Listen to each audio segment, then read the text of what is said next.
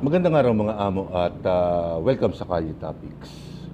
So nagpapatuloy itong impeachment trial ni VP Sara at sa kasalukuyan ay hindi pa natin masabi kung nangangalahati na sila sa kanilang paglilitis. Pero gusto kong unahan na lahat-lahat ito at nakatuon ngayon ang aking komento dito sa mga senator judges at gusto kong ipukol itong katanungan na to na kung ang mga senator judges ba ay hahatol ayon sa batas o sa kanilang konsensya.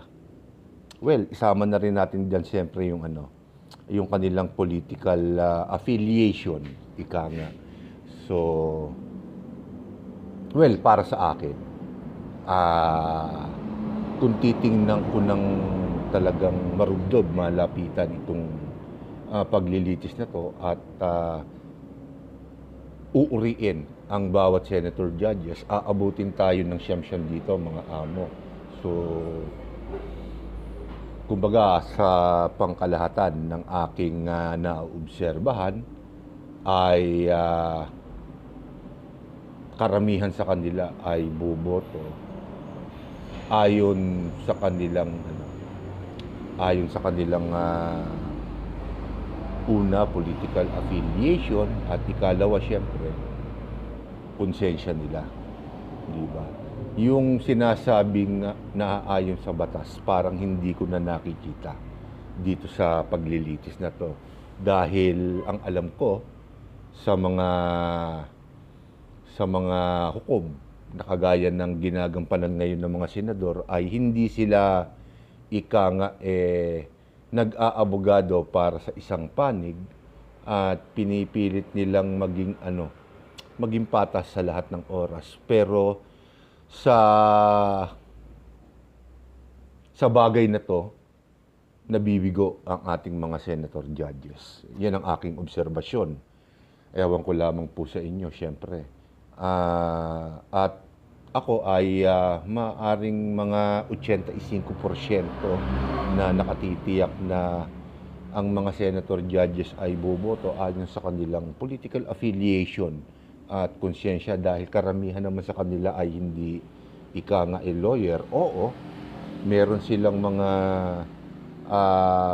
advisors na abogado na siguro bago at pagkatapos sa ganapin ang impeachment trial ni VP Sara ay nabibigyan sila ng info nung mga naganap doon sa paglilitis na yon. So, pero nila sa wikang English, at the end of the day, pare-pareho pa rin sila na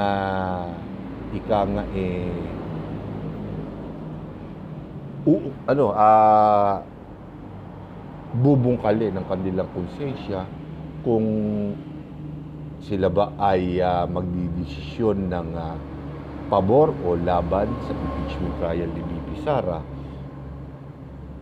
Isinantabi ko na yung pagdating sa batas dahil sabi nga nila, di ba, sinabi nga ng mga legal experts na iba ang impeachment trial dahil ito ay ang ang dumidinig dito ay mga politiko din. Bagamat meron ng ilan sa kanila na abogado, pero doon naman pumapasok yung political affiliation at kitang-kita ng maraming tao na ang bawat senador ay may kampe o may kinakampihang panig. Natutuwa lamang ako dahil kaya ko nasabing ang isang pwedeng pagbasihan ng kanilang desisyon ay konsensya dahil kung matatandaan ninyo, nandiyan pa naman si Senator Lito Lapid nung impeachment trial ni dating Chief Justice sa Corona at nung siya ay magbigay na o bago magbigay ng kanyang hatol, ang nagbigay muna siya ng maikling talumpati at sinabi niya na siya ay hindi naman nakapagtapos, hindi abogado, hindi marunong mag-Ingles, walang alam sa batas, pero bumoto siya ayon sa kanyang konsyensya. At sa tingin ko, lahat naman ng mga senador na yan, mga senator judges na yan ay boboto ayon sa kanilang konsensya. Yun nga lang, kung siyempre may magbibiro sa inyo, buti kung busilak ang kanilang konsensya o maitim ang kanilang konsensya, nasa sa kanila na yan, siyempre. Pero katulad din ng sinabi ko, isinasantabi ko na yung batas dahil siguro mga 3 o 4 lamang sa mga senador ang abogado at maging sila ay nakikita ko na may political affiliation na pinapanigan at sa tuwing nagtatanong sila sa mga witnesses at sa mga abogado ng magkabilang panig, halatang halata na may pinapanigan sila. Kung iisa-isahin ko pa rin yun, abutin tayo ng siyam-siyam. At napapansin ko rin na sa bawat nag-a-upload o nagla-live ang impeachment trial, konti lamang po ang nanonood. Siguro dahil may trabaho o sadya lang talagang hindi na sila interesado dahil siguro marami sa ating mga Pilipino ang naniniwala na ito ay masasabing political persecution ng isang kalaban sa politika. At sa kasamaang palad nga lamang, siyempre, si Vice President Sara Duterte ay kalaban ng administrasyon. So siya ngayon ang dinidikdik ng administrasyon. Ilagay na natin sa katotohanan na ito talaga ay may kinalaman sa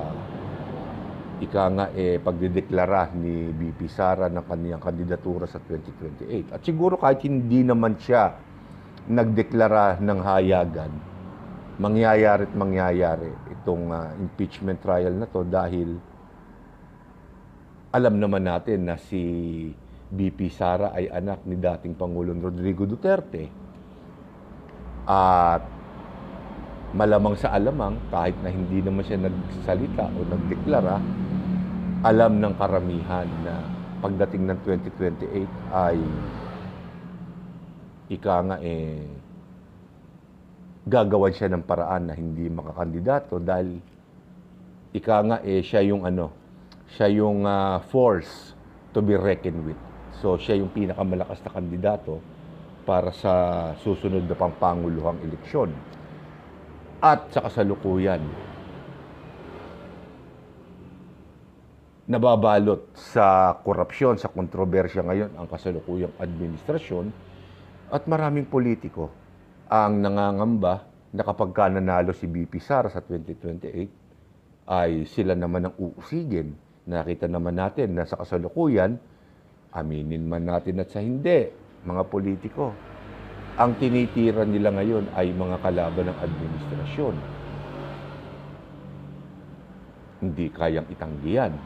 Dahil yan ay nauobserbahan din ng mga political analyst ng iba't ibang bansa. Napagwikaan pa nga tayo na saan ka daw ba nakakita ng mga politiko na umuusig sa mga magnanakaw na ngayon ay nakulong dahil kalaban sila ng administrasyon. Kung sino yung mga umuusig, sila yung nakulong. At yung mga inuusig, sila ngayon ang nagkukulong at parang maabsuelto. So itong impeachment trial ni BP Sara ay salamin na kung ano ang katotohanan ngayon sa politika dito sa Pilipinas. Kaya itong mga senator judges na to, boboto ito ayon sa kanilang konsensya at political affiliation. At syempre, tatanungin nyo rin ako, Boss Dag, sa tingin mo, ano ang magiging hatol ng mga senator judges kung maaabsuelto ba si BP Sara o hindi? Well, para sa akin, ang una kong iisipin dyan, yung binitawan ni Senador Chis Escudero na ang magic number ay 16. Maliban na lang siguro kung halimbawa na magkaroon ng focus ang mga senador at mabawasan yung numero na yon, sila pa rin ang may may karapatan na gawin yon. Pero hanggat hindi nangyayari yon, ang magic number ay 16. Well, another tanong na naman yon. Boss Dags, alam naman natin na marami ngayon ang pro-administration at kukunti lamang ang laban sa administrasyon. Well, ganyan talaga ang laro ng politika, mga amo. Kung magdidesisyon sila na bawasan ng numero na yon, magagawa nila yan. Pero, ito ang sa akin dyan. Kung sakasakalit gawin nila yung bagay na yon, na babawasan yung Magic 16 na yan, sa tingin ko, totally, kung anuman ang pagtitiwala pa, kahit gaano kaliit man, na may pinanghahawakan pa sila sa taong bayan, kapag ginawa nila yan, totally magigiba na, mawawalan na ng saysay ang patas na paglilitis dito sa impeachment trial na to. Kaya hindi ko nakikita na magiging ganun ang senaryo. Bagamat posible, pero sa ngayon hindi ko nakikita na gagawin yun ng Senado dahil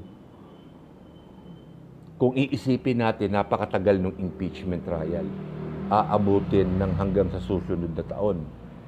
So, sa nakikita ko, itong impeachment trial na to ay nakadisenyo para durugin ang kredibilidad, ang popularidad ni BP Sara.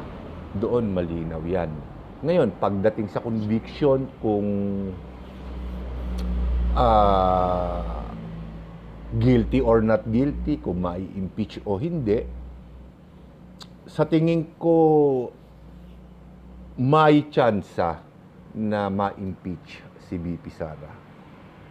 Ngayon, maraming factor Maraming factor na maaaring mangyari sa political landscape ng ating bansa kung mai-impeach si BP Sara. Unang-una, alam naman natin na hindi na popular ang administrasyon ngayon. At kung makikita ninyo sa mga social media, sa mga taong nag-a-upload dito sa YouTube, sa TikTok, sa Facebook, may mga events tayong nakikita na dinadaluhan ng mga politiko, mga mayor, mga governor, mga congressman, at medyo hindi na nagiging maganda ang pagtanggap sa kanila ng kanilang mga nasasakupan dahil siyempre dito nga sa mga flood control projects na ngayon ay nagpapahirap sa bansa natin. Ang katunayan yan, ito katatapos-tapos lamang nung mga bagyo, yung tinatawag na siyam-siyam. Pero hindi naging siyam-siyam Dahil kung mapapansin niyo sa upload ko, ang huling upload ko, maliban dun sa huli 2 weeks ago pa. Ngayon lang uli ako nakapag-upload dahil wala, baha Hindi tayo makakuha ng tiyempo. Wala tayo mapipwestuhan. Ito nga ang pwesto ko na to, lubog sa baha ito. Lubog sa baha ito. Kaya halos 3 linggo na bumabaha sa ating bansa. Halos mag-iisang buwan pa dahil siyempre meron na namang bagyo na tumawid dito sa atin at maaaring Miyerkules o Huwebes ay bumalik na naman ang habagat at ulan. Pero sinasabi ng mga eksperto, hindi naman daw kasing lala nung nakaraan. Pero siyempre saturated nga yung lupa natin, kaya medyo yung tatamaan ng medyo malakas-lakas pang ulan, babaha uli. So, sa mga panahon na to, mainit ang ulo ng tao. Kaya yung mga nag-upload ngayon ng mga kababayan natin na nakikita ko, yung mga mayor, kongresista, ay tinutuya ng kanilang mga constituent at meron din naman mga video. Natawa pa ako medyo nasura pa ako merong isang politiko na nagbibigay ng relief, DSWD. Nakita ko yung box DSWD. At nagpapaliwanag siya na magkakaroon daw ng investigasyon o pinatawag daw nila yung mga pinuno ng DPWH at pinagpapaliwanag kung ano ba ang plano nila dahil ang mga tao galit na. Yun yung mga patunay na ang taong bayan mainit na ang ulo. At ini-encourage ko yan. Nagagandahan ako doon sa mga senaryo na yun. Wala tayong pakialam sa mga politiko na kunyari magagalit, magtatampo at sasabihin na minahal nila tayo. Katarantaduhan po yun. Katarantaduhan yun. Hindi ba? Kasi kung mahal nila tayo, sila mismo na mga halal nating opisyal, mayor, gobernador, uusigin nila yung mga taong nagnakaw ng pondo natin, ng flood control natin.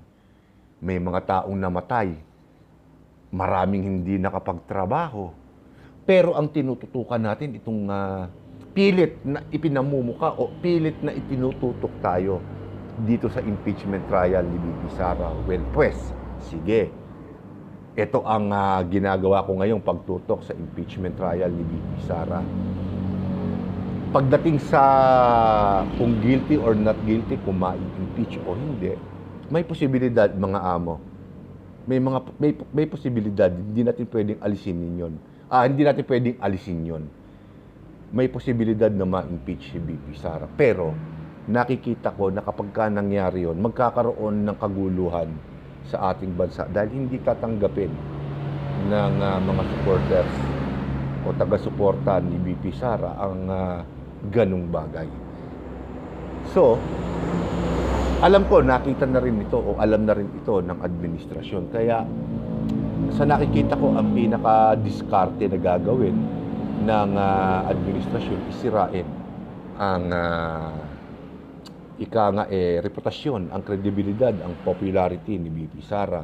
Sinabi ko na rin ito nung mga nakakaraang videos ko bago pa mag-ulanan o bago pa mag-upisa itong impeachment trial ni BP Sara. Sinabi ko na masyadong timing yung impeachment trial ni BP Sara dahil kasalukuyang iniimbestigahan ng maraming politiko sa ating bansa patungkol nga dito sa malawakang pangungurakot ng pondo ng bayan, itong ang flood control.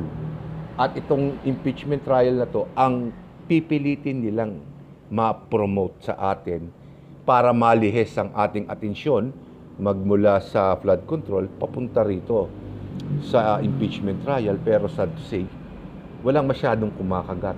At ngayon nga po na kaliwat kanan, halos araw-araw ang pagbaha sa ating bansa, nananariwa yung mga